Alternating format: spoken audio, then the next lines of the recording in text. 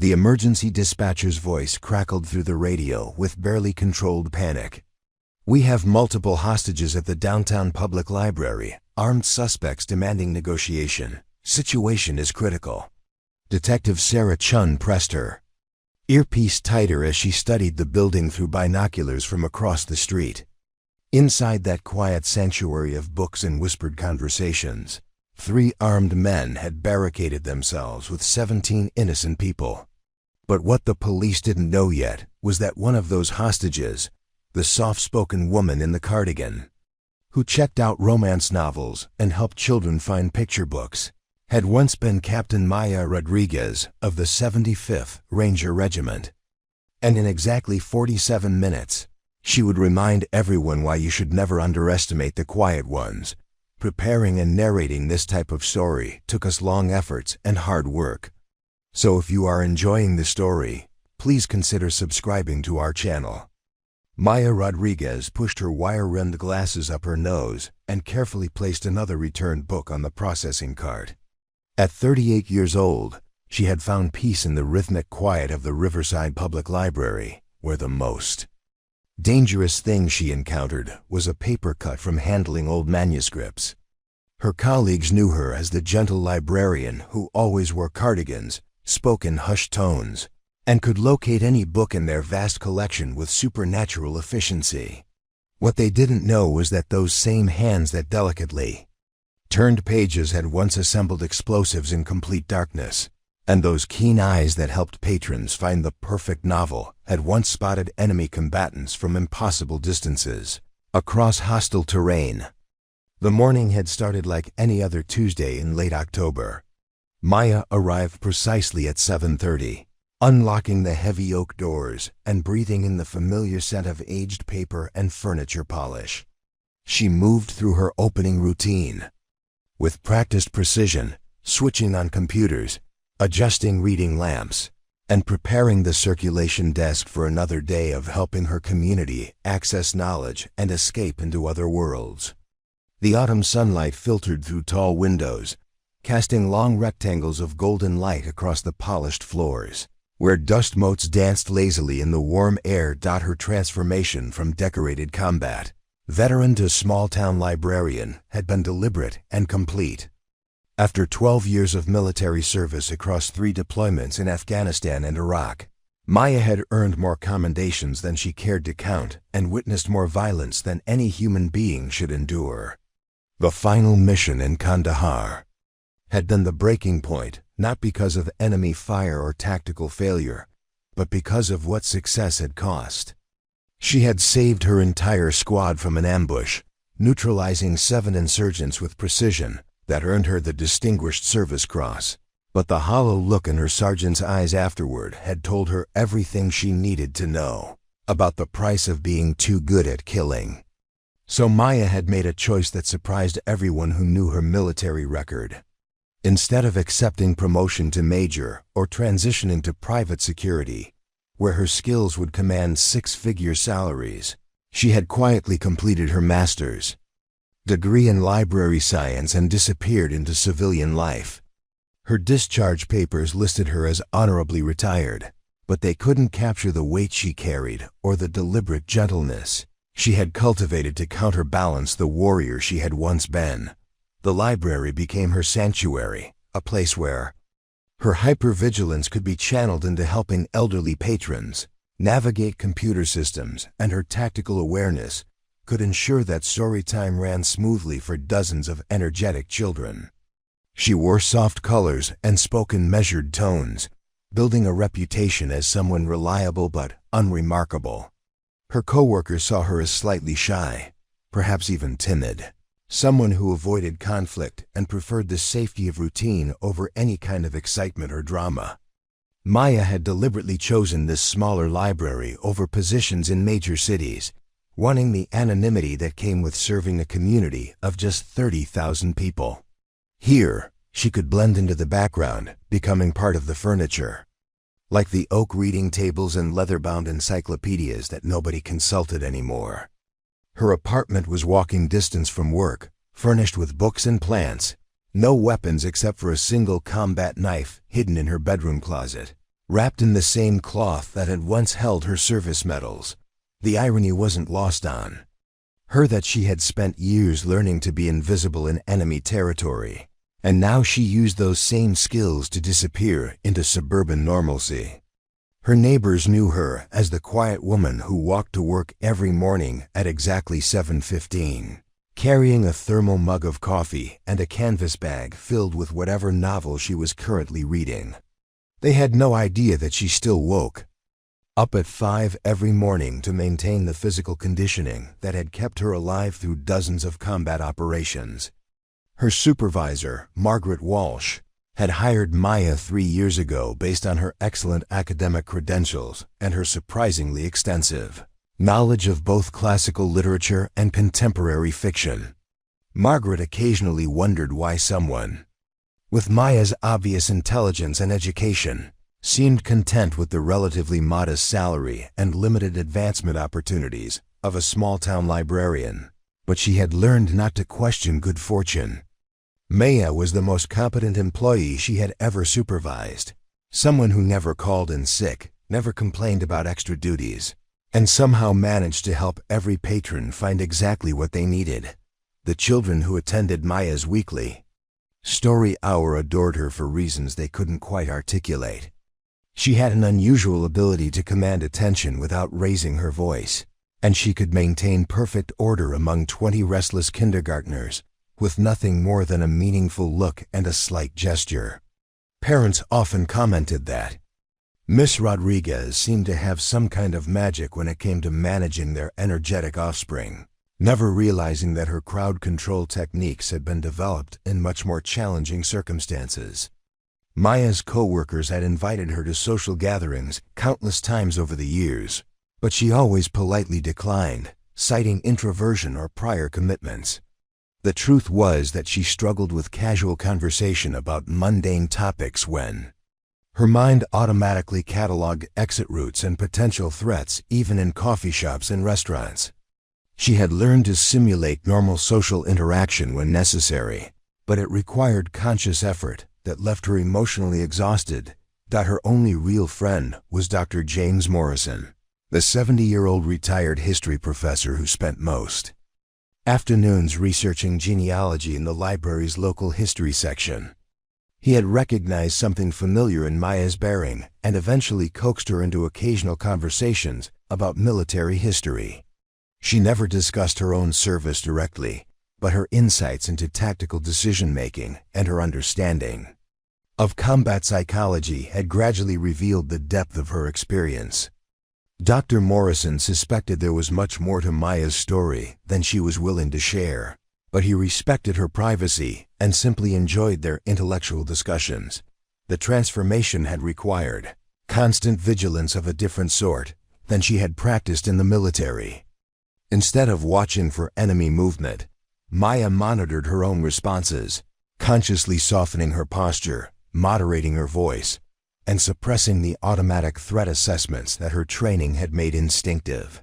She had taught herself to flinch appropriately at loud noises, to appear startled by unexpected situations, and to project the kind of gentle vulnerability that made people want to protect rather than fear her. But beneath the carefully constructed facade of mild-mannered librarian, Maya Rodriguez remained exactly what she had always been, a weapon in human form, temporarily at rest but never truly disarmed. Her muscle memory retained every technique she had ever learned, her tactical awareness remained razor-sharp despite her efforts to dull it, and her capacity for controlled violence lay dormant but intact, waiting for circumstances that she prayed would never arise.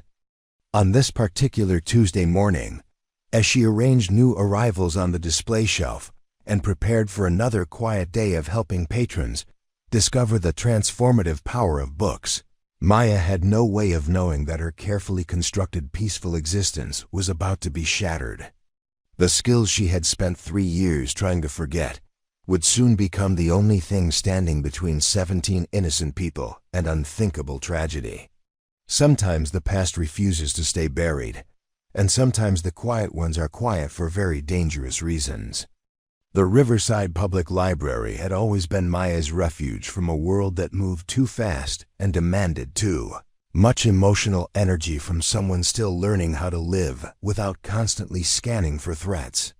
Her colleagues had accepted her as part of the institutional furniture, reliable and competent, but fundamentally unremarkable.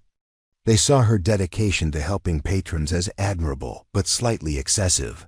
The way she stayed late to ensure every returned book found its proper place on the shelves, how she memorized the reading preferences of regular visitors, and the unusual intensity with which she approached even the most mundane library tasks. Patricia Hendricks, the head librarian, had initially been impressed by Maya's work ethic and attention to detail, but over time she had begun to interpret Maya's precision as a lack of imagination and her quiet demeanor as evidence of limited leadership potential. During staff meetings, Patricia would assign Maya the most routine responsibilities while discussing creative programming and community outreach initiatives with the other librarians. Maya never complained about being relegated to circulation desk duties and book processing, but her colleagues interpreted her acceptance as confirmation that she lacked ambition or innovative thinking. The younger staff members found Maya's formal politeness and measured speech patterns slightly off-putting in an era where casual banter and oversharing personal details were considered normal workplace behavior. Jessica Chun, a recent library science graduate who had been hired as the children's programming coordinator, often made jokes about Maya's old-fashioned approach to patron interactions.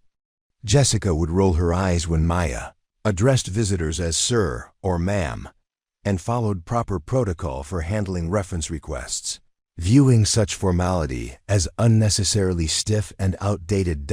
During lunch breaks in the small staff room behind the circulation desk, conversations would flow freely about weekend plans, dating mishaps and family drama while Maya sat quietly eating her precisely prepared sandwich and reading whatever book she had selected from the new acquisitions. Her co-workers had long since stopped trying to draw her into gossip sessions or group complaints about difficult patrons. They had categorized her as socially awkward, someone who preferred books to people and lacked the interpersonal skills necessary for advancement in a profession increasingly focused on community engagement and collaborative programming. The library's part-time employees, mostly college students who shelved books and helped with weekend coverage, had developed their own theories about Maya's background. Some speculated that she had never married because she was too shy to date. Others suggested she might have had some kind of social anxiety disorder that made normal interaction challenging. They created elaborate fictional backstories to explain her mysterious personal life and her unusual habit of arriving at work exactly on time every single day without fail. Even during blizzards or when she was obviously fighting off a cold, Maya was acutely aware of how her colleagues perceived her, and she had deliberately cultivated their dismissive attitude as a form of protective camouflage. When Jessica complained loudly about Maya's robotic approach to storytime preparation, Maya simply nodded and continued creating detailed lesson plans that ensured every child received equal attention and engagement. When Patricia criticized her reluctance to participate in the library's social media initiatives, Maya politely explained that she preferred to focus on direct patron services, never mentioning that her military background had taught her to maintain minimal digital footprints. The community members who frequented the library had their own assumptions about the quiet woman, who could locate any book in their vast collection within minutes, and who never seemed flustered by even the most demanding requests. Elderly patrons appreciated her patience and respectful manner, but they often spoke about her as if she were much younger and less experienced than her actual age. Middle-aged parents valued her reliability during children's programs, but they viewed her as someone who had probably never faced real challenges or responsibilities outside the safe confines of academic institutions. Robert Martinez, a retired postal worker who spent most mornings reading newspapers in the library's periodical section, had once commented to another regular patron that Maya seemed like a nice enough girl, but probably never had an exciting day in her entire life.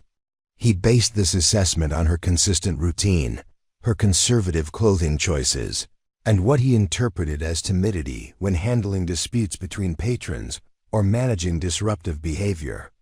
Maya had overheard his comment and found it both amusing and satisfying that her camouflage was working exactly as intended.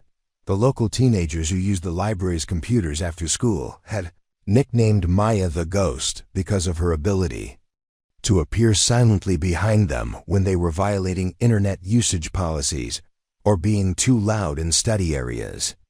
They found her slightly creepy in the way that quiet authority figures often unsettle young people who are still learning to navigate social hierarchies. What they didn't realize was that Maya's movement patterns and situational awareness were the product of years spent navigating environments where making noise or failing to notice important details could result in catastrophic consequences. During the library's monthly staff meetings, Maya's suggestions for improving security protocols or reorganizing the building layout to better manage patron flow were often dismissed as unnecessarily complicated or overly cautious. Patricia would thank her for her input while clearly having no intention of implementing changes that seemed to be based on concerns that never materialized in their quiet, suburban environment. Maya's recommendations about emergency procedures and evacuation routes were filed away and forgotten, viewed as the nervous preoccupations of someone who had probably never faced a real crisis.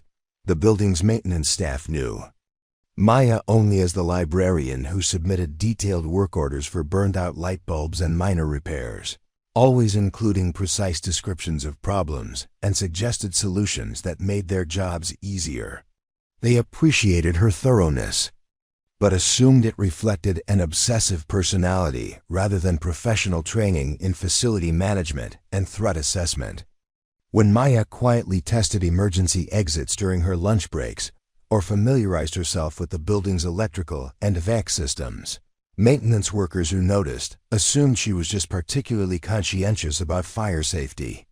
Maya's relationship with local law enforcement was limited to occasional interactions when officers visited the library for community outreach programs or to handle rare incidents involving disruptive patrons. Officer David Park, who covered the downtown beat that included the library, knew Maya only as the polite librarian, who always cooperated fully with police requests, and who seemed grateful for law enforcement presence during evening programs. He had categorized her as a typical civilian who probably called 911 for minor emergencies, and who would likely panic in any genuinely dangerous situation. The library's security system was minimal, consisting of cameras at the main entrances and a basic alarm system that was rarely activated during business hours. Maya had privately assessed the building's vulnerabilities countless times, noting sight lines, potential cover positions, and the structural weaknesses that could be exploited by someone with hostile intentions. But her suggestions about upgrading security measures had been politely dismissed as unnecessary expenses for a facility that had never experienced serious problems. Her colleagues had no way of knowing that Maya's extensive knowledge of library science and her seemingly intuitive understanding of information systems were supplemented by tactical training that had taught her to rapidly process complex environments and identify potential threats or opportunities. They interpreted her efficiency and her ability to remain calm under pressure as natural personality traits rather than skills, developed through years of high-stakes operations where mistakes could result in mission failure or casualties. Carefully constructed fiction of Maya Rodriguez, mild-mannered librarian, had become so convincing that even she sometimes forgot the extent of her own capabilities. The soft-spoken woman who helped children find picture books and assisted elderly patrons with computer problems had successfully buried the combat veteran who had once been capable of extraordinary violence in service of protecting innocent lives. But fiction, no matter how carefully constructed, can only withstand reality for so long. As Maya organized returned books on this particular Tuesday morning, she had no way of anticipating that her peaceful existence was about to be demolished by circumstances that would strip away her protective camouflage and reveal the dangerous truth that she had spent 3 years trying to conceal. Sometimes the past refuses to remain buried, and sometimes the quiet ones are the most dangerous people in the room. The morning began its descent into chaos at exactly 10:47 a.m. when Maya noticed 3 men enter through the library's main entrance with an unusual gait that immediately triggered her dormant tactical awareness. They moved with the jerky, hyper-alert body language of individuals operating under extreme stress, their eyes scanning the interior with the kind of frantic intensity that had nothing to do with finding books. Maya's hands continued sorting returned materials at the circulation desk, but every combat instinct she had spent 3 years suppressing suddenly roared back to life as she observed their coordinated positioning and the way they kept their right hands pressed against their jacket pockets. The tallest man, wearing a faded denim jacket and sporting several days of stubble, approached the information desk where Jessica Chun was helping an elderly woman locate genealogy resources. His voice carried across the quiet reading area with artificial politeness, that poorly masked underlying aggression. "Excuse me, miss, but we're going to need everyone to remain very calm and follow some simple instructions." Jessica looked up with her practiced customer service smile, completely oblivious to the threat indicators that had Maya's pulse rate climbing despite her outward composure. The man's hand emerged from his pocket holding a compact pistol that he kept low but visible, and Jessica's expression transformed from professional helpfulness to pure terror in the space of a heartbeat. "Nobody moves, nobody screams, and nobody gets hurt," the man announced loudly enough for his voice to carry throughout the main floor. "We just need to conduct some business here, and then we'll be on our way." Maya watched from her peripheral vision as the other 2 men took positions near the children's section and the reference area, effectively controlling the 3 main zones of the library's ground floor. Their positioning was crude but functional, suggesting some rudimentary planning, but lacking the sophisticated coordination that would indicate professional training or extensive experience with hostage situations. Patricia Hendricks emerged from her office at the sound of unfamiliar voices, her expression shifting from mild curiosity to shock as she processed the scene unfolding in her domain. "What is the meaning of this?" she demanded with the authoritative tone she typically reserved for unruly teenagers, apparently unable to comprehend that her institutional authority meant nothing to armed criminals. The man in the denim jacket swung his weapon toward her with casual menace, and Patricia's indignation immediately crumbled into whimpering compliance as she raised her trembling hands above her head. Maya forced herself to display the appropriate level of fear and confusion that would be expected from a mild-mannered librarian caught in an unthinkable situation. She allowed her hands to shake visibly as she stepped back from the circulation desk, her face arranged in an expression of wide-eyed terror that masked the cold tactical assessment running through her mind. She counted 17 potential hostages, including herself, noted the positions of all available cover, and began calculating sight lines and approach vectors while maintaining the facade of a helpless civilian paralyzed by fear. "Everyone on the ground now," shouted the second gunman, a younger man with nervous energy and poor trigger discipline who kept waving his weapon erratically at different targets. "Hands where we can see them. No sudden movements, no cell phones." Maya complied with exaggerated clumsiness, deliberately tripping slightly as she lowered herself to the carpeted floor between 2 rows of bestseller displays. Her awkward positioning looked like panic-induced disorientation, but actually provided her with optimal observation angles and quick access to multiple escape routes. Dr. Morrison, who had been researching Civil War battle records in the local history section, attempted to stand slowly with his hands raised, his aged joints protesting the sudden movement. "Please, gentlemen, there are innocent people here, including children," he said in the calm, reasonable tone he had once used to diffuse heated academic debates. His words triggered explosive anger from the third gunman, a heavy-set man with gang tattoos covering his neck, who struck the elderly professor across the face with the butt of his pistol, sending him crashing into a display of historical biographies. "Shut up, old man," the tattooed gunman snarled. "Nobody asked for your opinion, and nobody wants to hear your voice again unless we specifically tell you to speak." Blood trickled from a cut above Dr. Morrison's eye as he struggled to remain conscious, and Maya felt the familiar cold rage building in her chest, the same controlled fury that had made her so effective at eliminating threats to innocent lives. She forced herself to gasp audibly and cover her mouth with both hands, projecting the horror that a normal person would feel while internally cataloging the tactical errors that all three men were making. The children's reading corner held 4 mothers with their toddlers who had been attending the weekly finger painting session that Jessica coordinated every Tuesday morning. The youngest gunman seemed particularly agitated by the presence of children, pacing back and forth while muttering incomprehensibly about complications and unexpected variables. One of the toddlers began crying, a piercing wail that echoed off the library's high ceilings, and his mother desperately tried to quiet him while tears streamed down her own face. "Make that kid shut up," demanded the leader, pointing his weapon toward the terrified mother. "I can't think with all that noise." Maya watched the woman's face cycle through terror, desperation, and protective fury as she clutched her sobbing child closer to her chest.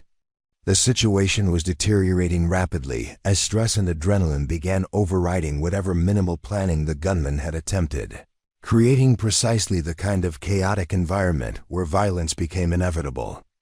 Unless someone with tactical training intervened, Maya allowed herself to appear as traumatized as the other hostages while her mind automatically shifted into the analytical mode that had kept her alive through dozens of combat operations. The weapons appeared to be standard handguns, probably stolen rather than legally purchased based on the way the men handled them. Their positioning was amateur but covered the main floor adequately, and their emotional state suggested this was likely a robbery attempt gone wrong rather than ideologically motivated terrorism or a carefully planned assault. The library's layout worked against the hostages in some ways, but provided opportunities for someone with the right training and mindset. The tall windows facing the street would give law enforcement clear sight lines for potential sniper support, but they also made movement visible to outside observers. The heavy wooden shelving units could provide cover from small arms fire, but they also created blind spots that could be exploited by someone who understood how to move tactically through confined spaces. Margaret Walsh, the elderly volunteer who helped with book sales and donation processing, had been shelving romance novels when the situation began. Now she lay face down on the carpet near the fiction section, her entire body shaking with fear as she whispered what sounded like desperate prayers. Her terror was genuine and absolute, the reaction of someone who had lived a sheltered life and never imagined she would face mortal danger in a place she considered as safe as a church. The three gunmen were becoming increasingly agitated as the reality of their situation began to penetrate their adrenaline-fueled decision-making.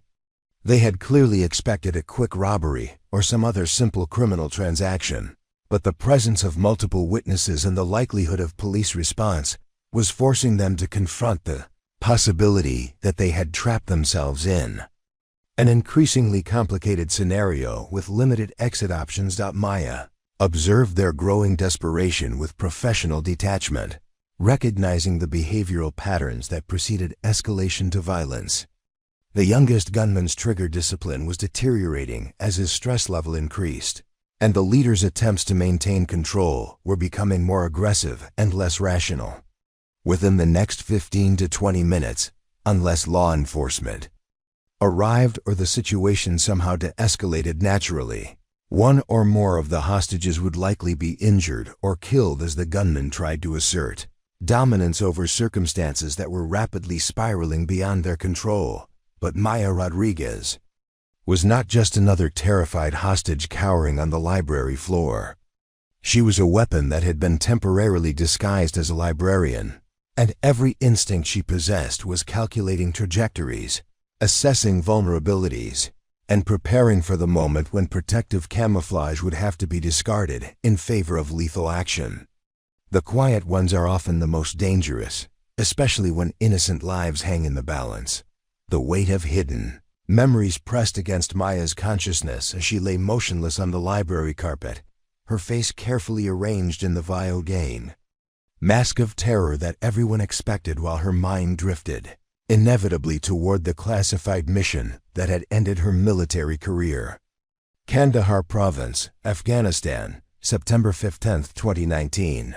When Captain Maya Rodriguez of the 75th Ranger Regiment had led a 6-person reconnaissance team into what intelligence reports had described as a routine surveillance operation targeting a suspected weapons cache in an abandoned village compound. The mission had begun like dozens of others. She had completed successfully over 3 deployments, with her team inserted via helicopter under cover of darkness into terrain that satellite imagery suggested was uninhabited.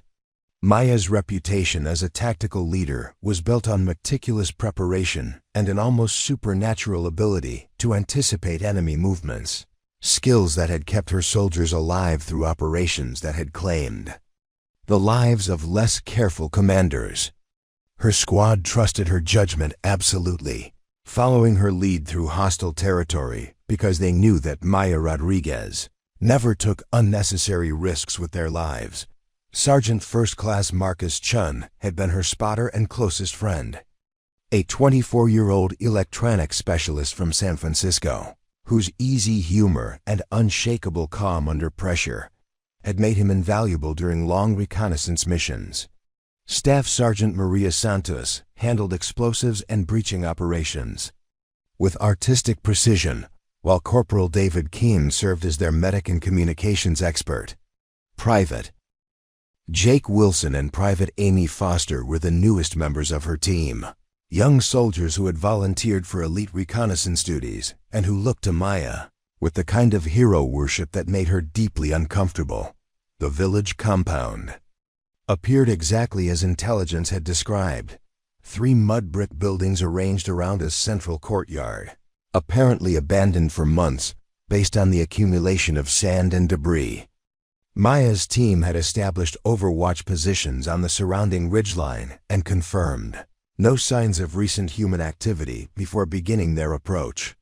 Standard protocol called for a careful search of the buildings to document any weapons or insurgent materials, photograph everything for intelligence analysis, and withdraw without engaging unless absolutely necessary. Maya had divided her team into 2-person elements, with herself and Chun taking the main building while Santos and Kim searched the smaller structures.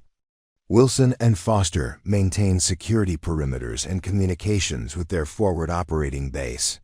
The operation proceeded flawlessly for the first 40 minutes, with her team methodically cataloging evidence of weapons storage and insurgent planning materials that confirmed the intelligence reports about the compound's significance to enemy operations in the region.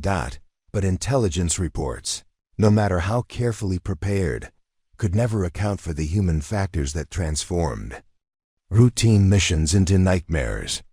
What Maya's team hadn't known was that the compound served as an emergency fallback position for a Taliban cell that had been conducting operations against coalition forces for over 2 years. The insurgents had been using a network of tunnels and hidden positions to avoid detection, and Maya's presence in their sanctuary triggered a response that intelligence analysts had deemed statistically unlikely. The ambush began with a single sniper shot that struck Chun in the shoulder as he photographed documents in the main building's upper room. Maya's world exploded into chaos as automatic weapons fire erupted from concealed positions that shouldn't have existed. Muzzle flashes, sparking from locations that satellite surveillance had shown as empty terrain. Her team was caught in a carefully prepared kill zone that suggested the insurgents had been watching and waiting for exactly this kind of incursion. Maya's training took over immediately, her mind shifting into the hyper-aware combat state that had been drilled into her through years of simulation and real-world experience. She dragged Chun to cover behind a thick stone wall while calling for immediate extraction and close air support, her voice maintaining professional calm despite the desperate nature of their situation. Santos and Kim were pinned down in the courtyard by crossfire from multiple positions, and Wilson and Foster were under heavy pressure on the perimeter. The tactical situation was deteriorating rapidly as more insurgent fighters emerged from hidden positions, their numbers far exceeding what intelligence reports had suggested was possible in this remote area. Maya realized that her team had walked into a trap that had been months in the preparation, with enemy forces using their own surveillance and intelligence gathering to turn what should have been a routine mission into a carefully orchestrated massacre. Chun's wound was serious but not immediately life-threatening, the bullet having passed through muscle and soft tissue without hitting major arteries or bone. But their position was untenable, with enemy fire increasing in intensity and accuracy as more fighters joined the engagement. Maya's radio crackled with desperate situation reports from her scattered team members, each of them trapped in defensive positions with limited ammunition and no clear escape routes. The moment that would haunt Maya for the rest of her life came when she had to choose between maintaining her position with the wounded Chun or moving to assist Santos and Kim, who were taking casualties in the exposed courtyard. Military doctrine was clear about such situations. The mission commander's primary responsibility was to the overall survival of the team, which meant making tactical decisions based on the greatest good for the greatest number of soldiers under her command. Maya made the choice that her training demanded, leaving Chun in a defensive position with clear instructions to maintain radio contact while she moved to establish a better command and control position. She had calculated that her personal intervention could save Santos and Kim, and that Chun's wound, while serious, was manageable as long as he remained conscious and alert. It was the kind of split-second tactical decision that separated professional soldiers from amateurs, based on cold assessment of probabilities and resources. But warfare rarely conforms to calculations and training scenarios. As Maya moved through the compound's maze of walls and doorways, an insurgent fighter emerged from a concealed tunnel entrance that reconnaissance had failed to identify. The enemy soldier was young, probably no older than Chun, armed with an AK-47 and wearing the kind of desperate expression that indicated he understood. This engagement would likely be his last. Maya's response was instantaneous and lethal, her rifle snapping to her shoulder and firing the 3-round burst that dropped the insurgent before he could bring his own weapon to bear. But the sound of gunfire from her position drew attention from other enemy fighters, and Chun's voice came through her radio with controlled urgency that immediately told her something had gone catastrophically wrong. "Captain, I've got movement.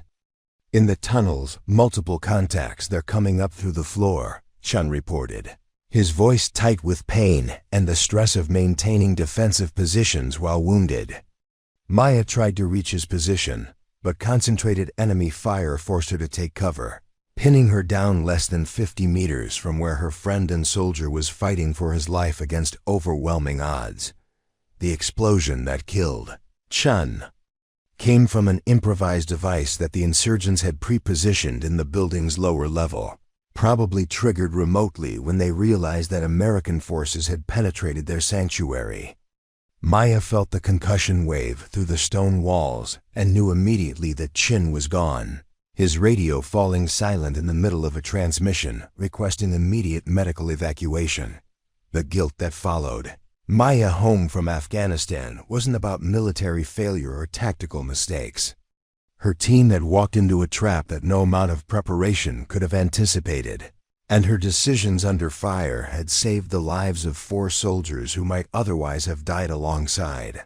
Chun, the after-action report praised her leadership and recommended her for commendation, noting that the mission had successfully identified a major insurgent stronghold and provided valuable intelligence about enemy capabilities. But Maya knew the truth that official reports could never capture. In the split second when she had chosen to leave Chun's position, she had prioritized tactical considerations over human loyalty, and that choice had cost her the life of someone who had trusted her absolutely. The fact that her decision was militarily sound and probably correct didn't diminish the weight of responsibility she carried for every choice that had led to that moment. That mission had been Maya's last, not because of any official action or medical discharge, but because she could no longer trust herself to make the kind of cold tactical calculations that military leadership required. She had completed her deployment and accepted an honorable discharge, disappearing into civilian life with the hope that distance and time might eventually ease the guilt that woke her every morning at exactly 0500 hours, the same time she had always briefed her team before dangerous missions. Maya's transformation into the mild-mannered librarian had been more than just a career change. It was a carefully constructed prison designed to contain the deadly skills that had once made her one of the military's most effective special operations leaders. Every morning at exactly 5 a.m., her body would wake with the same precision that had once prepared her for combat briefings. But instead of reaching for tactical gear and weapons, she would force herself to lie still until her civilian alarm clock sounded at 6:30, teaching herself to ignore the ingrained rhythms that had kept her alive in hostile territory. The small apartment she had chosen, 3 blocks from the library, was deliberately sparse and unremarkable, furnished with items purchased from discount stores and yard sales that projected the image of someone living on a modest salary with simple needs. But hidden behind the carefully curated normalcy were subtle modifications that revealed the true nature of her occupant. The bedroom windows had been replaced with reinforced glass that could withstand small arms fire, and the seemingly innocent houseplants were positioned to create natural surveillance zones that allowed her to monitor all approaches to the building without appearing to be watching. Her daily routine had been designed to suppress the hypervigilance that had once been essential for survival, but now felt like a curse that prevented normal human interaction. Maya would walk to work along the same route every morning, forcing herself to appear lost in thought while her peripheral vision automatically cataloged every person, vehicle, and potential threat within a 3-block radius. She had trained herself to respond to unexpected sounds with the startle reflex that civilians displayed instead of the immediate tactical assessment that came naturally to someone with her background. The physical conditioning that had once been necessary for carrying 60-pound packs through mountain terrain was now maintained through carefully hidden exercise routines that her neighbors would never discover. Maya's basement contained a collection of weights and conditioning equipment that she used during the hours when normal people were sleeping, maintaining the strength and endurance that were as much a part of her identity as her eye color or her height. She told herself that staying in shape was simply good health practice, but she knew the truth. She was keeping herself ready for circumstances she hoped would never arise. Her knowledge of weapons and tactics had been deliberately buried beneath layers of library science education and literary appreciation, but the skills remained as sharp as ever despite her efforts to dull them. Maya could still field strip and reassemble dozens of different firearms blindfolded, could still calculate ballistic trajectories and wind compensation instinctively, and could still move through confined spaces with the silent efficiency that had made her legendary among special operations personnel. These abilities lived in her muscle memory like a foreign language that she refused to speak but could never truly forget. The combat knife hidden in her bedroom closet was the only weapon Maya had kept from her military service, wrapped in the same olive drab cloth that had once contained her service medals and commendations. She told herself it was purely sentimental, a memento of a life she had left behind. But twice each month she would unwrap the blade and spend exactly 30 minutes practicing the knife-fighting techniques that had saved her life on multiple occasions. Her hands would move through the familiar patterns with deadly precision, while her conscious mind pretended this was simply an exercise in remembering rather than maintaining lethal proficiency. That the most challenging aspect of her transformation had been learning to suppress the tactical awareness that made her constantly evaluate every environment for potential threats and opportunities. Maya had trained herself to walk through doorways without automatically checking corners, to sit in restaurants without positioning herself to monitor all entrances and exits, and to engage in casual conversation without analyzing the body language and verbal patterns that might indicate deception or hostile intent. But the effort required to appear normal was exhausting, leaving her emotionally drained by the end of each day, spent performing the role of someone she had never been. Her relationship with Dr. Morrison had developed slowly over 18 months of carefully neutral interactions that gradually evolved into genuine intellectual friendship. The retired history professor had served as an Army intelligence officer during the Vietnam War, and his own experience with classified operations gave him insight into the subtle signs that marked someone with a similar background. He never directly questioned Maya about her past, but his casual references to military terminology and tactical concepts served as gentle probes that confirmed his suspicions about her true identity. During their conversations about historical battles and strategic decision-making, Maya would occasionally reveal knowledge that went far beyond academic study, describing combat dynamics and leadership challenges with the kind of detailed understanding that could only come from personal experience. Dr. Morrison recognized the signs of someone carrying psychological wounds from military service, and he provided the kind of respectful friendship that allowed Maya to discuss abstract concepts related to warfare without having to confront her own traumatic memories directly. The children who attended Maya's story hours were drawn to her for reasons they couldn't articulate, sensing something different about the quiet librarian who could maintain perfect order without ever raising her voice or displaying anger. Maya's ability to project calm authority came from years of leading soldiers in life-or-death situations, but the children experienced it as a form of safety and security that their young minds craved. She had learned to channel her protective instincts into ensuring that every child felt valued and heard, using the same attention to detail that had once kept her squad alive to make sure no young patron was ignored or left behind. The irony of her situation was not lost on Maya.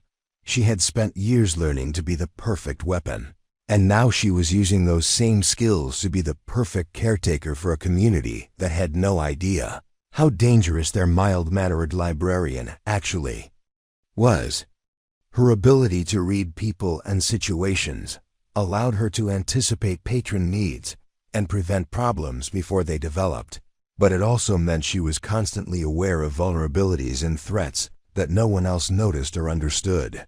Maya's colleagues had no way of knowing that her extensive knowledge of emergency procedures and her insistence on familiarizing herself with the building's layout came from tactical training rather than academic thoroughness. When she suggested improvements to the library's security protocols or recommended changes to staff procedures that would improve response times during emergencies, her recommendations were dismissed as the overcautious concerns of someone who had probably never faced real danger. The local police officers who occasionally visited the library for community outreach programs saw Maya as a typical civilian who was grateful for law enforcement protection and who would likely panic in any genuinely dangerous situation. Officer Park had categorized her as someone who would need rescue rather than someone capable of providing assistance, never imagining that the quiet librarian, who always thanked him politely for his service, had more combat experience than most of the officers in his department. Maya's carefully constructed fiction required constant maintenance and vigilance that was almost as demanding as the combat operations she had once conducted. She had to monitor her speech patterns to avoid military terminology, control her body language to project vulnerability rather than confidence, and suppress the automatic threat assessments that made her constantly aware of potential dangers that surrounded her. The performance was exhausting, but it was also necessary for the kind of peaceful existence she had convinced herself she wanted. But beneath the layers of deliberate normalcy and practiced helplessness, Maya Rodriguez remained exactly what she had always been, a highly trained special operations soldier with the skills and mindset necessary to survive and succeed in the most dangerous situations imaginable. Her transformation into a librarian had been comprehensive and convincing, but it was ultimately nothing more than an elaborate disguise worn by someone whose true nature could never be completely suppressed or forgotten. Preparing and narrating this type of story took us long efforts and hard work. So if you are enjoying the story, please consider subscribing to our channel. The quiet morning routine at the Riverside Public Library, surrounded by books and helping patrons find information about gardening and recipes, represented Maya's attempt to create a life that bore no resemblance to the violence and danger that had once defined her existence. But some transformations are only possible until circumstances arise that demand the return of abilities that were never truly abandoned, only temporarily hidden beneath layers of civilian camouflage.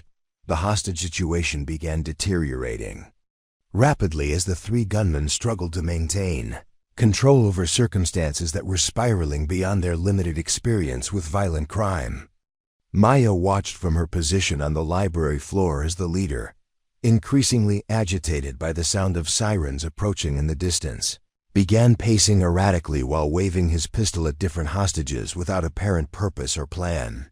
His initial attempt at projecting calm authority had crumbled under the pressure of managing 17 terrified civilians while police response units established perimeter positions around the building. Detective Sarah Chun had arrived within minutes of the initial emergency call, establishing a command post in the parking lot of the medical clinic across from the library. Through her binoculars, she could see figures moving behind the tall windows that faced the street, but the building's interior layout made it impossible to assess the exact positions of hostages or determine how many weapons the suspects possessed.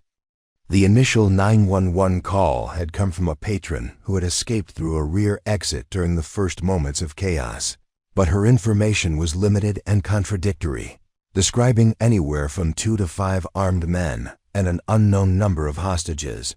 Maya's tactical assessment of the situation continued even as she maintained her facade of terrified helplessness, noting that the gunmen's emotional state was becoming increasingly unstable as they realized the magnitude of their predicament.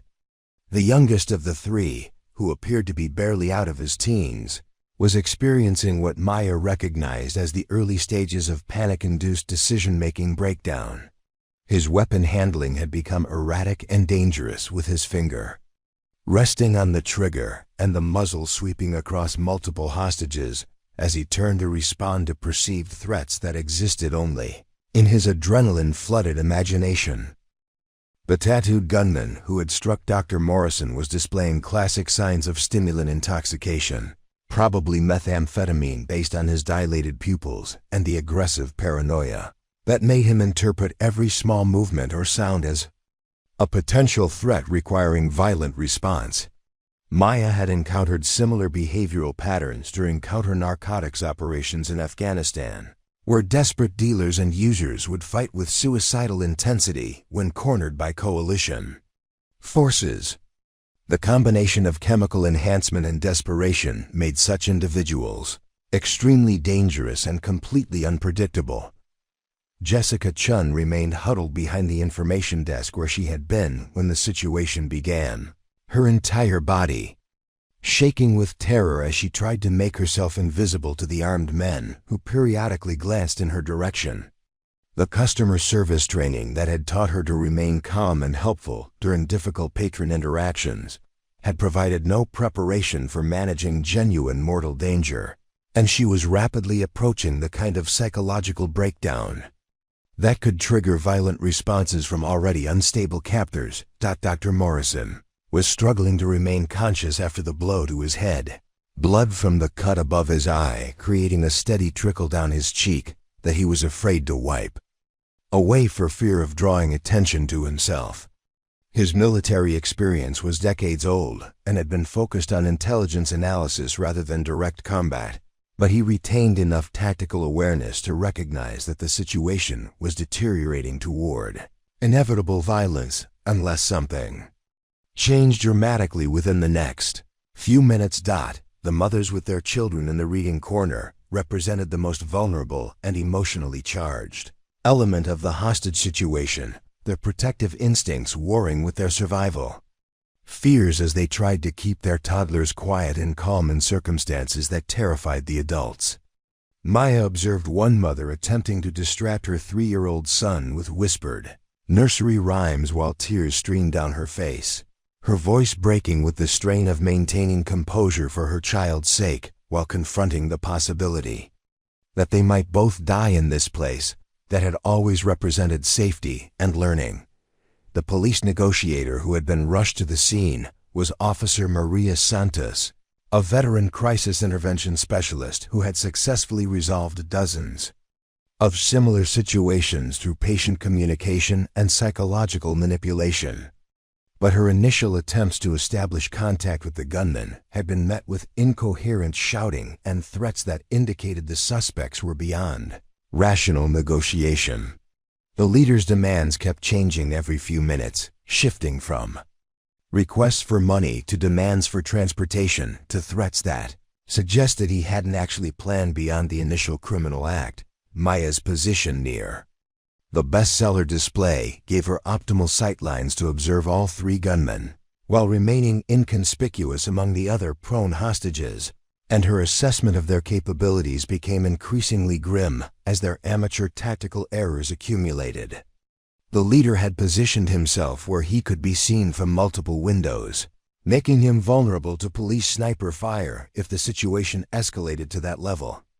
The youngest gunman had chosen a location that provided no cover from the rear entrance, and the tattooed man kept exposing himself to crossfire angles while attempting to monitor the children's section. The building's heating system created a steady background noise that masked small sounds, allowing Maya to shift her position slightly without drawing attention while she evaluated potential approaches to the 3 gunmen. Her reconnaissance training had taught her to assess such situations in terms of angles of attack, available cover, and the sequence of actions that would be necessary to neutralize multiple threats while minimizing collateral damage to innocent civilians. But any aggressive action would require abandoning the carefully constructed identity she had spent 3 years building, exposing her true nature to colleagues and community members who would never look at her the same way again. Officer Park had been among the first responders to arrive at the scene, establishing a perimeter position that gave him a partial view of the library's interior through the reference section windows. His tactical training was adequate for routine law enforcement situations, but he had never faced an active hostage crisis, and his stress level was climbing as he realized that standard police procedures might not be sufficient to resolve this situation without casualties.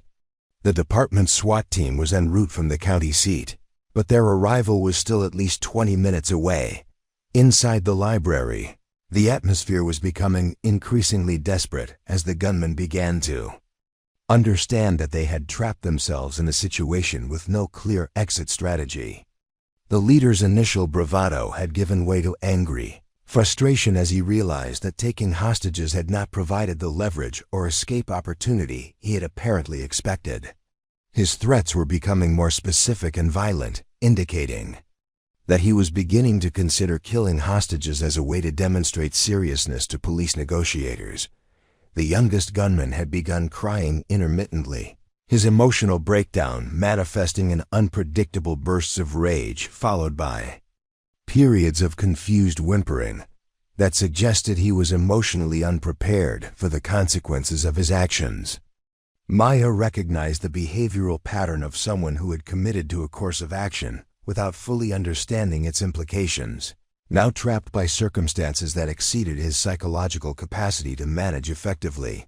The tattooed man's paranoid aggression was escalating as the stimulants in his system interacted with the stress of the situation, creating a dangerous combination of chemical-induced confidence and realistic fear about the potential consequences of his actions. Maya had seen similar patterns in combat situations, where enemy fighters use drugs to overcome natural survival instincts, often resulting in suicidal attacks that maximize casualties on both sides.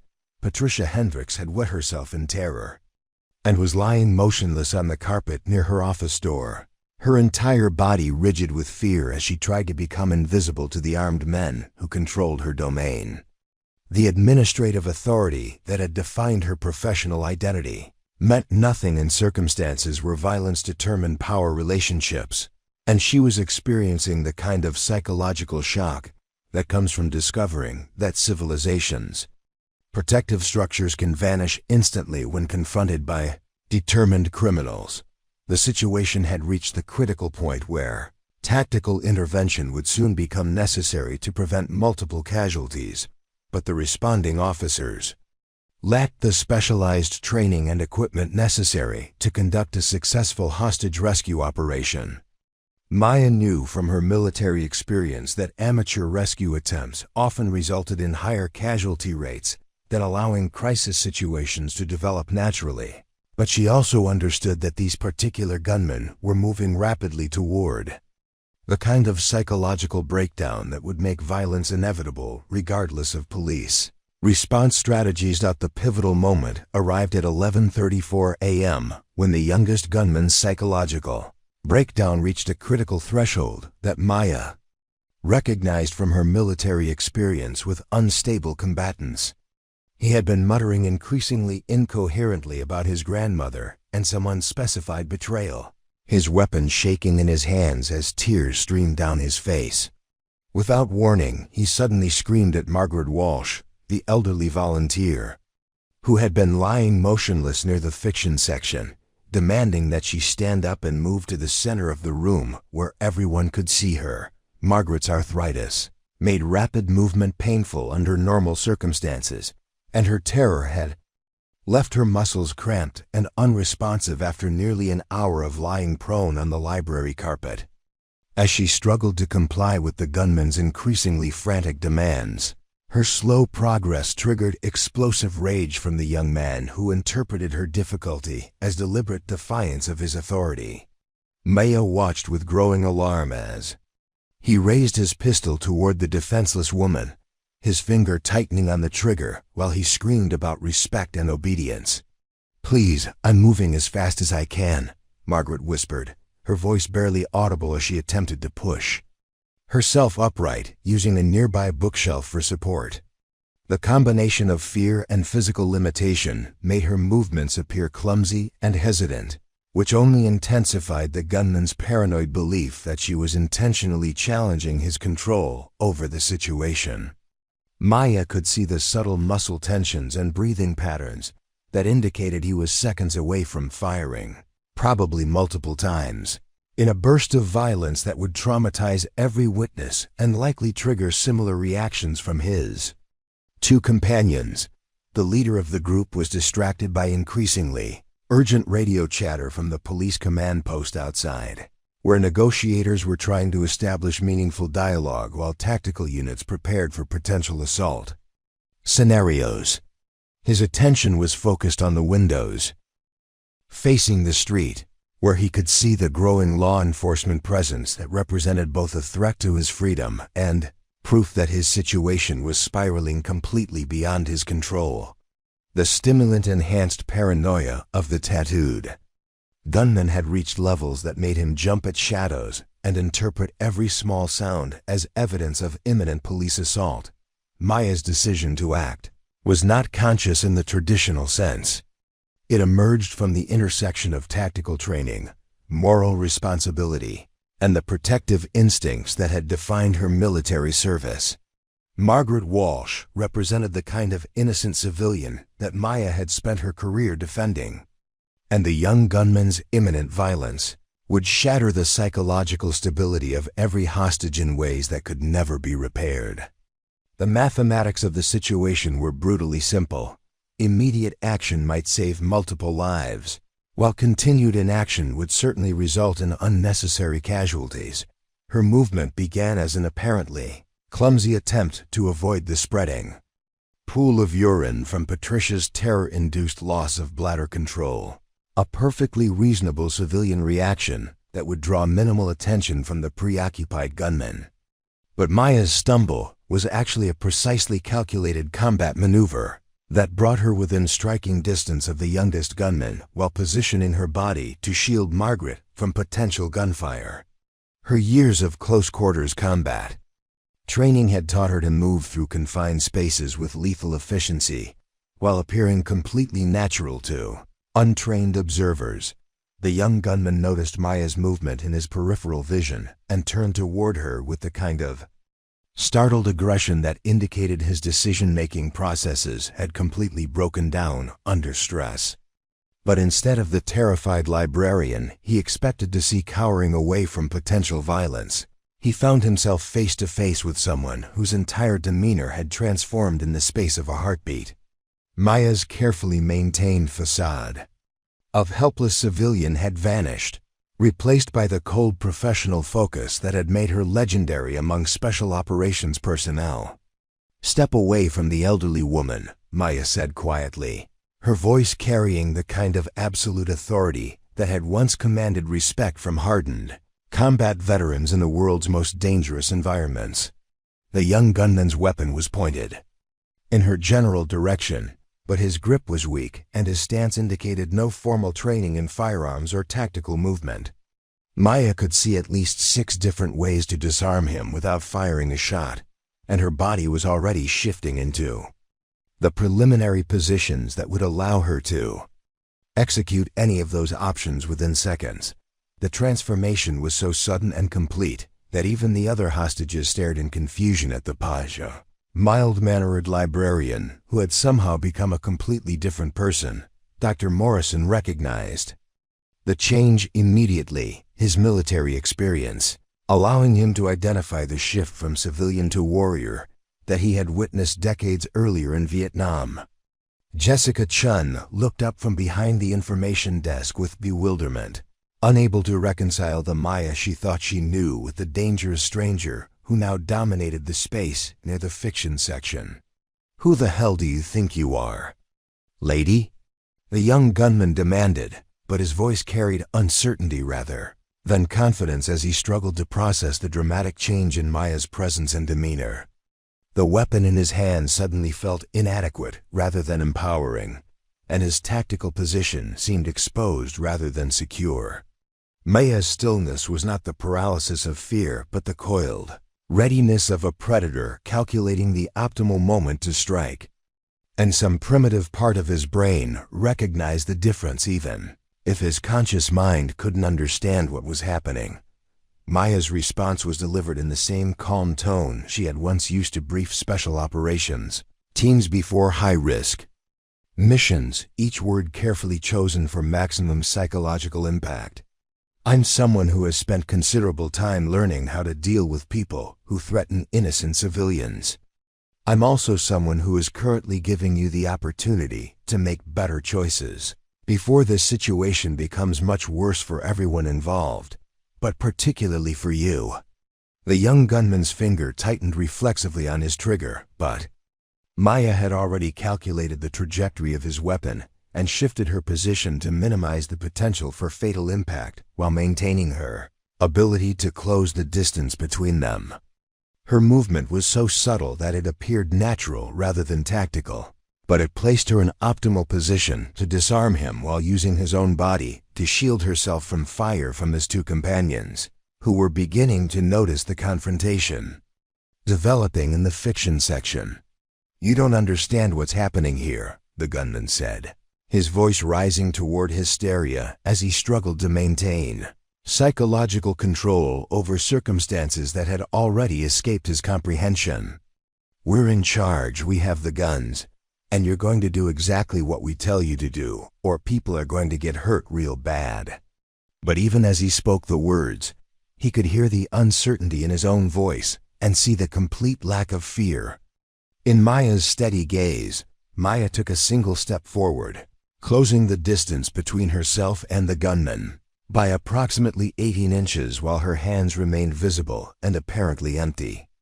To untrained observers, her movement might have appeared to be motivated by compassion or perhaps misguided courage. But anyone with combat experience would have recognized the preliminary positioning for a disarming technique that had been perfected through years of close-quarters battle training.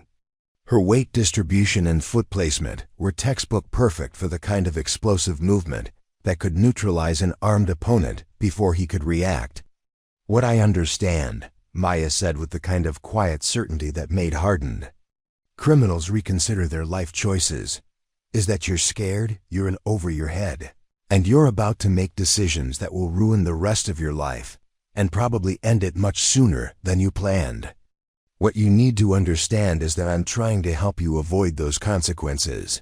But my patience and my willingness to talk instead of act are both very limited commodities." The leader of the group had finally noticed the confrontation developing near the fiction section and was moving in their direction with his weapon raised, his face showing the kind of confusion that indicated he couldn't process what he was seeing. The tattooed gunman was also approaching, his paranoid aggression focused on Maya as a new threat that needed to be eliminated before it could complicate their already desperate situation. Maya was aware of their movement without appearing to notice, her peripheral vision tracking their positions while her primary attention remained focused on the youngest gunman who still posed the most immediate danger to Margaret Walsh. The moment of truth was approaching rapidly as three armed men converged on a position where Maya would have to choose between maintaining her civilian disguise and taking the kind of decisive action that would reveal her true nature to everyone present. The mathematical certainty of violence was building toward an inevitable conclusion, and Maya Rodriguez was about to discover whether 3 years of deliberate self-suppression had dulled the lethal skills that had once made her one of the military's most effective special operations leaders. The explosion of violence that transformed the quiet library into a combat zone began in the space between heartbeats, initiated by Maya's decision to abandon 3 years of carefully constructed civilian identity in favor of the lethal efficiency that had once made her legendary among special operations personnel. The youngest gunman's weapon was moving toward Margaret Walsh when Maya struck, her right hand snapping forward to deflect his pistol, while her left drove into his solar plexus with precisely calculated force that dropped him to his knees. Gasping for breath that wouldn't come, Maya's disarming technique was executed with the kind of fluid precision that only comes from thousands of hours of combat training. Her movements so fast that most witnesses later described seeing a blur of motion, followed by the young man's weapon skittering across the library floor toward the romance section. But her tactical situation had instantly become exponentially more dangerous as the other two gunmen reacted to the sudden threat with the kind of desperate violence that Maya had anticipated and prepared for. During her millisecond of decision-making, Leader's pistol swung toward Maya with amateur haste that telegraphed his intentions, long before his finger reached the trigger, giving her sufficient time to use the gasping younger man as a human shield while she calculated angles and distances to the remaining threats. Maya's combat experience had taught her that multiple opponent scenarios required constant movement and the strategic use of cover, principles that applied even when the cover consisted of stunned hostages and overturned furniture rather than purpose-built military obstacles. Dr. Morrison's military training, though decades old, allowed him to recognize the beginning of a tactical engagement and react accordingly by rolling away from the anticipated line of fire while shouting warnings to the other hostages. His voice cut through the sudden chaos with surprising authority as he directed civilians to seek cover behind the heavy wooden shelving units that could potentially stop handgun rounds. His commands delivered with the kind of clarity that comes from understanding how quickly such situations can deteriorate into mass casualties.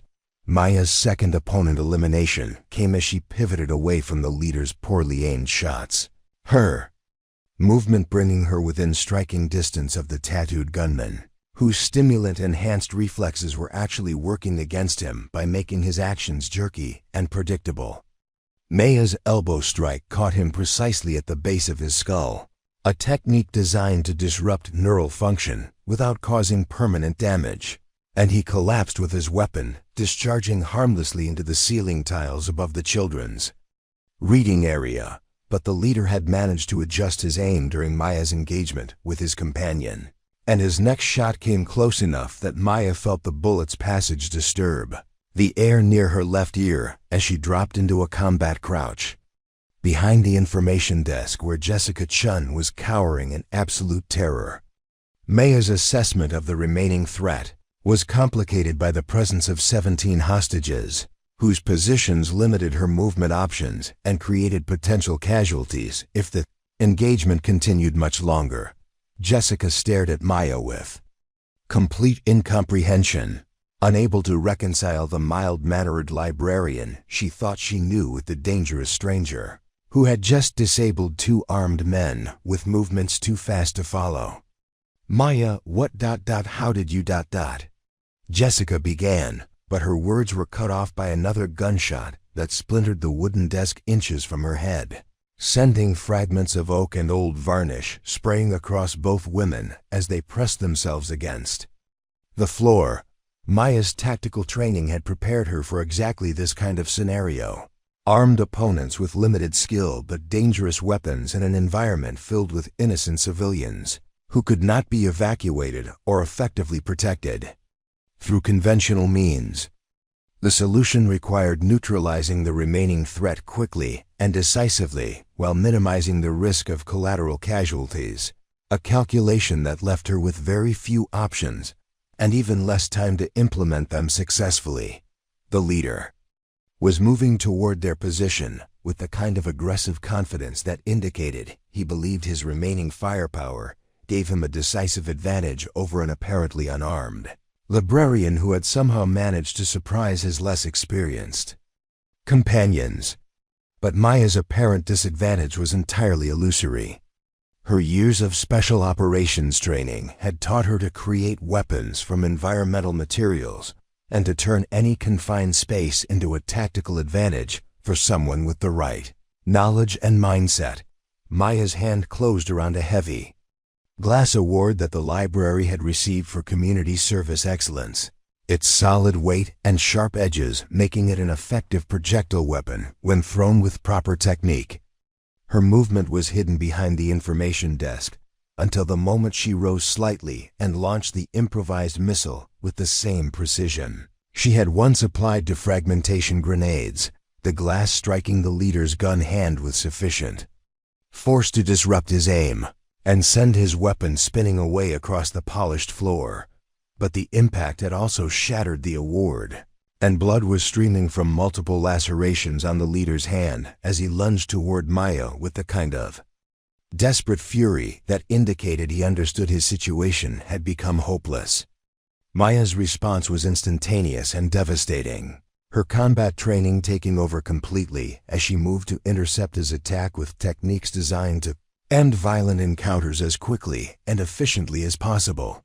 The throw that sent the leader crashing into the circulation desk was executed with precisely controlled force, enough to incapacitate him without causing fatal injury, but sufficient to ensure he would not be able to continue fighting.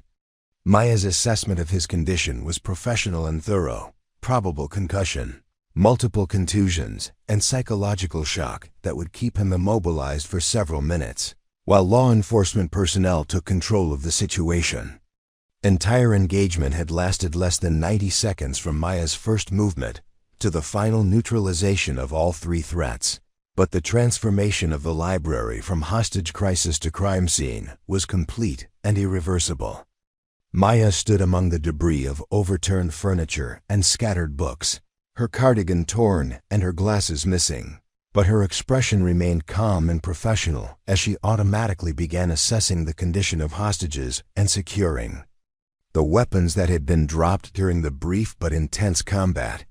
Patricia Hendricks stared at Maya with the kind of shock that indicated her understanding of reality had been fundamentally altered by witnessing the quiet librarian transform into someone capable of single-handedly neutralizing 3 armed criminals.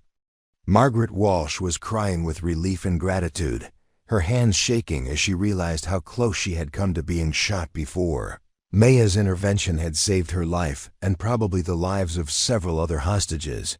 The mothers with their children were beginning to emerge from behind the shelving units, where Dr. Morrison had directed them to take cover, their faces showing the kind of traumatic stress that comes from witnessing violence while trying to protect innocent children from psychological damage. Maya's concern shifted immediately to the welfare of the youngest hostages, her protective instincts focusing on ensuring that the children received appropriate care and support in the aftermath of their terrifying experience.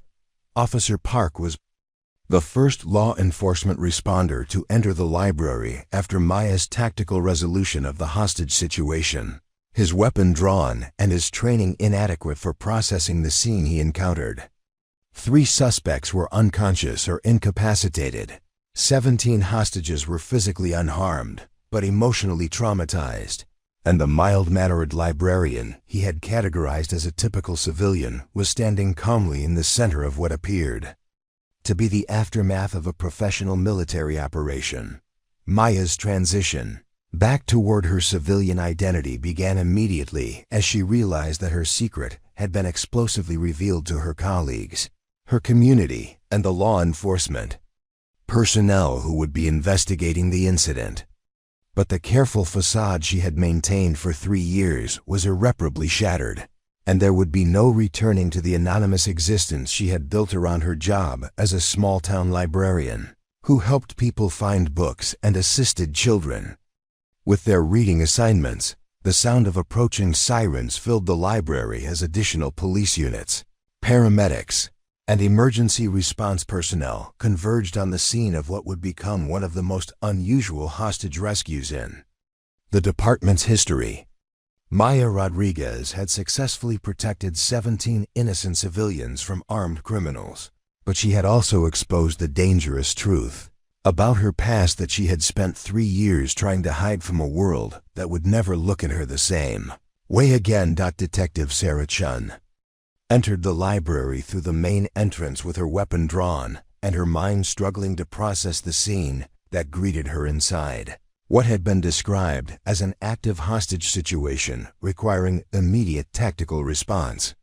3 suspects lay unconscious or semi-conscious on the carpeted floor, surrounded by overturned furniture and scattered books, while 17 hostages sat or stood in various states of shock and relief.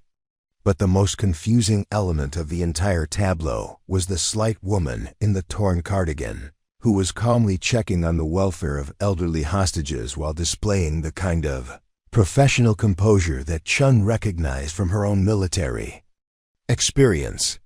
"Ma'am, I need you to step away from the suspects and identify yourself," Chun called out, her training demanding that she secure the scene and establish control over all individuals present before attempting to understand what had transpired. Maya turned toward the detective with her hands visible and her posture non-threatening, but Chun immediately noticed something in her bearing and movement patterns that seemed inconsistent with this civilian librarian described in the initial emergency reports. Maya's response was delivered in the calm, measured tone she had once used for after-action debriefings following successful special operations missions. "Detective, I'm Maya Rodriguez, head librarian at this facility. The 3 suspects have been neutralized and disarmed. Their weapons are secured on the circulation desk, and all hostages appear to be physically unharmed, though they will require trauma counseling and medical evaluation for shock and stress reactions." Chun's confusion deepened as she processed Maya's professional assessment of the situation and her use of tactical terminology that seemed far too sophisticated for someone whose background was supposed to be limited to library science and academic pursuits. The language patterns and situational awareness that Maya displayed were familiar to Chun from her own service with military police units, but they were completely unexpected from a civilian who should have been as traumatized as the other hostages. Dr. Morrison struggled to his feet with obvious difficulty, blood from his head wound having dried on his cheek, but his voice carried clearly across the library as he addressed the detective. "Officer, this woman saved all of our lives. Those men were about to start executing hostages, and she stopped them with skills that I haven't seen since my time in military intelligence. Without her intervention, you would be dealing with multiple casualties instead of a successful rescue." Jessica Chun emerged from behind the information desk where she had taken cover during the brief but intense combat, her face showing the kind of shock that comes from discovering that fundamental assumptions about reality have been completely wrong. "Maya, I don't understand what just happened. Where did you learn to do those things? You're a librarian, you help people find books, you run story time for children. What you just did, that wasn't normal. That was like something from an action movie." Maya's carefully constructed civilian identity was dissolving under the scrutiny of witnesses who had seen her transform from mild-mannered librarian into lethal special operations soldier in the space of seconds. The facade she had maintained for 3 years was irreparably compromised, and she knew that attempting to deny or minimize what had occurred would only create more questions and potentially more problems with law enforcement personnel who were trained to detect deception and inconsistency.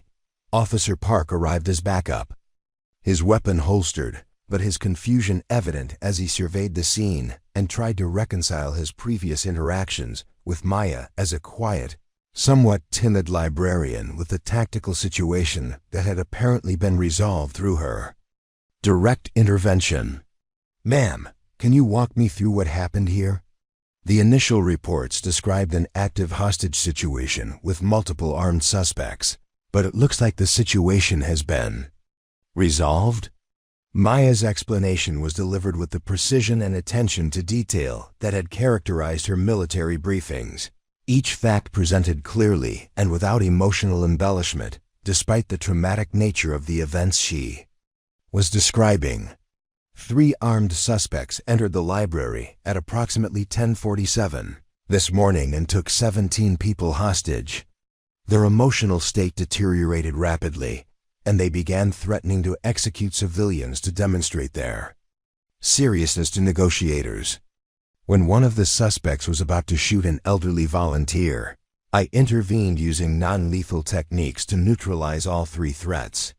Detective Chun's training in interview techniques told her that Maya's account was consistent with the physical evidence and witness statements, but the casual way she described non-lethal techniques suggested a level of combat experience that seemed impossible for someone with Maya's supposed background.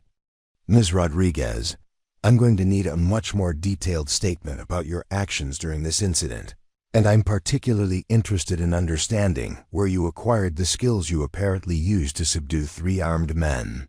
The paramedics, who had been called to treat potential casualties, found themselves dealing primarily with shock and minor injuries among the hostages, while the 3 suspects required more extensive medical attention for what appeared to be the results of precisely applied combat techniques.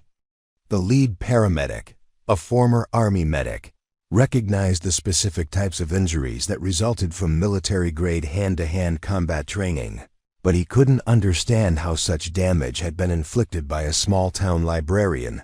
Patricia Hendricks approached Maya with trembling steps, her face showing a mixture of gratitude and complete bewilderment, as she tried to process the dramatic change in her understanding of someone she had supervised for 3 years. "Maya, I need to thank you for saving our lives, but I also need to understand who you really are. The person I hired 3 years ago was a quiet graduate student with a library science degree. not someone capable of what we all just witnessed. Maya's response required her to make a decision that would fundamentally alter her relationship with her community and potentially expose her to official scrutiny that she had spent years trying to avoid. Patricia, I served 12 years in the United States Army before pursuing my education in library science. My military training included specialized skills that I hoped I would never need to use again. But today's circumstances made that impossible, Dr. Morrison stepped forward to provide context that he hoped would help the other witnesses understand the magnitude of what they had experienced. Ladies and gentlemen, based on what I observed today, Ms. Rodriguez is not just a former soldier. The techniques she used and the tactical awareness she displayed suggest special operations training at the highest levels. We were rescued by someone whose military service probably included classified missions in extremely dangerous environments. The revelation created a ripple effect among the hostages and first responders as they began to understand that their quiet librarian had been hiding a background that included capabilities far beyond what any of them had imagined possible. Margaret Walsh, still shaking from her near-death experience, looked at Maya with the kind of awe reserved for genuine heroes who risk their own safety to protect complete strangers. Captain Rodriguez of the 75th Ranger Regiment had been Maya's official identity for over a decade, but she had buried that person so deeply beneath the persona of the mild-mannered librarian that even she had sometimes forgotten the extent of her own capabilities. Today's crisis had stripped away the protective camouflage she had constructed around her civilian life, revealing the dangerous truth that some transformations are only temporary and some skills can never be completely suppressed or abandoned. Detective Chun was already making notes for the extensive report that would be required for an incident involving civilian use of force against armed criminals. But she was also recognizing that Maya's military background would require verification through official channels that might reveal classified information. The quiet librarian who had helped her daughter find books for school reports was apparently someone whose service record was probably restricted to personnel with appropriate security clearances, the media attention that would inevitably follow. This incident would make it impossible for Maya to return to the anonymous existence she had created in the small town that had accepted her as part of their community. Her carefully constructed peaceful life was ending just as abruptly as it had begun, destroyed by the same protective instincts that had made her legendary among special operations personnel, and that had ultimately saved 17 innocent lives. Transformation of Maya Rodriguez from small-town librarian back into special operations legend was irreversible by the time Captain James Harrison of the State Police Special Investigation Unit arrived at the library 2 hours after the hostage situation had been resolved. Harrison carried with him a classified personnel file that had been retrieved from Pentagon archives at the urgent request of Detective Chen, who had recognized that Maya's tactical capabilities suggested military training far beyond standard infantry service. The file contained photographs and service records that confirmed what Dr. Morrison had suspected. The quiet woman who had checked out his historical research materials for 3 years was actually one of the most decorated special operations soldiers of her generation. Captain Harrison's approach to Maya was respectful but direct, his own military background allowing him to recognize the subtle signs of someone who had served at the highest levels of classified operations. Captain Rodriguez, I've been authorized to discuss certain aspects of your military service that have become relevant to today's incident. Your intervention saved multiple civilian lives, but it has also exposed capabilities that will require official documentation and potentially federal oversight of the investigation. Maya's response carried the resignation of someone who had always known that her peaceful civilian existence could not last forever. Sir, I understand the implications. My actions today were necessary to prevent multiple casualties, but I also understand that they have compromised the operational security. I've maintained my discharge. I'm prepared to cooperate fully with any investigation while maintaining appropriate classification boundaries regarding specific missions or techniques. The media attention had begun within hours of the first police reports, with local television crews establishing positions outside the library and regional news outlets, picking up the story of the mysterious librarian who had single-handedly ended a hostage crisis.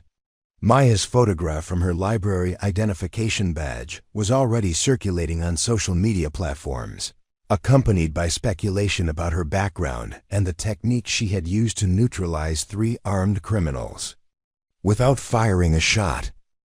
Dr. Morrison had spent the afternoon fielding calls from journalists and researchers who had somehow learned about his friendship with Maya and were seeking information about her background and personality.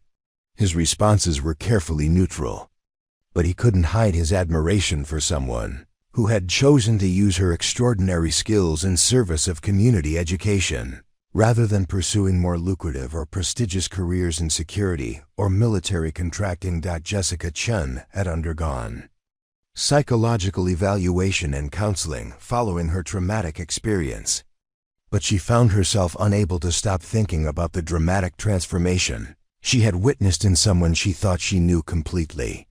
I keep replaying those moments in my mind, and I still can't believe what I saw. Maya wasn't just defending herself or fighting back. She was in complete control of the entire situation from the moment she decided to act. It was like watching someone flip a switch and become a completely different person. The 3 suspects had been transported to regional medical facilities for treatment of their injuries before being transferred to federal custody, where they were being questioned about their backgrounds and potential connections to larger criminal organizations. The youngest gunman, whose psychological breakdown had triggered the final confrontation, was recovering from what doctors described as a severe panic attack, combined with blunt force trauma that had been applied with surgical precision to incapacitate without causing permanent injury. Patricia Hendricks faced the impossible task of explaining to the library board of directors how she had employed someone for 3 years without discovering that her quiet head librarian possessed military training that qualified her as one of the most dangerous individuals in their peaceful community. The board's emergency meeting had devolved into heated discussions about background check procedures and the potential liability issues created by having someone with Maya's capabilities working with children and elderly patrons. The children who had attended Maya's story hours were too young to understand the full implications of what had occurred, but their parents were struggling with conflicting emotions about discovering that the gentle woman who had read them fairy tales and helped them learn to love books was also capable of lethal violence when protecting innocent lives. Several parents had expressed concerns about whether someone with Maya's background should continue working with children, while others argued that her protective instincts made her exactly the kind of person they wanted supervising their young ones. Mayor Davidson had called an emergency town hall meeting for the following evening, recognizing that the dramatic events at the library had fundamentally altered the community's understanding of one of its most trusted public employees. The meeting agenda included discussions about public safety, background check procedures for municipal employees, and the broader question of how their small town should respond to discovering that they had been unknowingly protected by someone whose military service had prepared her for threats that most residents couldn't imagine. Maya's apartment had been under discreet surveillance since the afternoon, with federal agents ensuring her safety while also monitoring for any potential security threats that might emerge as news of her background spread through law enforcement and intelligence networks.